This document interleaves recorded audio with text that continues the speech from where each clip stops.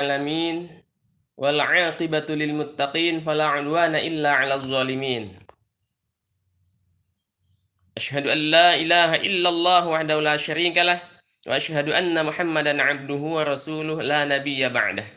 Allahumma shalli wa sallim wa barik ala sayyidina Muhammad wa ala alihi wa sahbihi ajma'in amma ba'du. Hai para pemirsa semuanya. Kita di dalam hidup ini tentu mempunyai kesalahan. Dan bagi mereka yang merasa mempunyai kesalahan yang besar, mempunyai dosa-dosa yang besar, yang banyak, maka yang harus kita ingat adalah Allah memanggil kita sebenarnya dengan panggilan kasih sayang. Ini tergambar di dalam Al-Quran surah Az-Zumar ayat 53. A'udzu billahi minasyaitonir rajim. Bismillahirrahmanirrahim. Qul ya ibadiyalladzina asrafu ala anfusihim la taqnatu mir rahmatillah. Innallaha yaghfirudz dzunuba jami'a.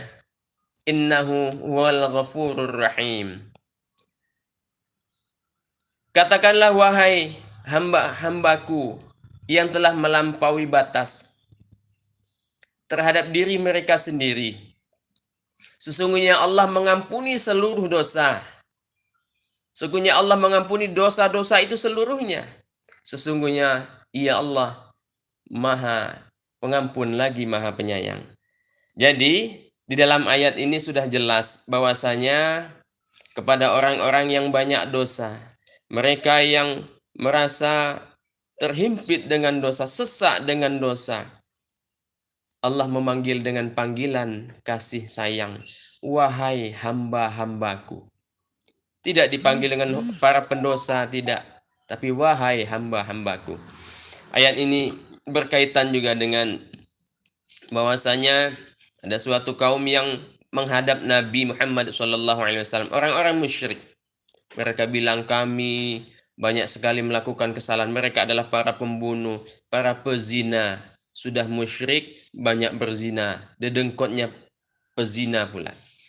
Akan tetapi Allah mengajarkan kepada Nabi Muhammad dengan ajaran dakwah yang betul-betul menyentuh kalbu. Qul ya ibadiyalladzina asrafu. Wahai hamba-hambaku yang telah melampaui batas ala anfusihim, terhadap diri mereka sendiri. Mereka didekati, mereka dipanggil dengan panggilan hamba-hamba. Oleh karena itu, kalau kita merasa banyak dosa, tetaplah berharap rahmat dari Allah Subhanahu wa taala. Karena bahkan dosa-dosa diampuni di sini adalah dosa orang yang musyrik kalau ia bertaubat. Jangan putus asa dari rahmat Allah Subhanahu wa taala. Teruslah berharap kepada Allah Subhanahu wa taala. Sebanyak apapun dosa kita, sebesar apapun dosa kita, tetap berharap kepada Allah Subhanahu wa taala. Harapan inilah yang membuat kita insya Allah optimis dalam memperbaiki diri, dalam mengerjakan amal ibadah kita, meningkatkan kuantitas amal ibadah kita kepada Allah Subhanahu wa taala. Sebagai kesimpulan, ketika berdakwah, maka dekatilah dengan pendekatan seperti ayat ini, yaitu mendekati dengan sentuhan kalbu, bukan memukul, bukan mengejek, akan tetapi didekati dengan wahai hamba-hambaku. Allah mendekati hamba-hambanya agar dekat kepadanya, memanggil hamba-hambanya agar dekat kepadanya.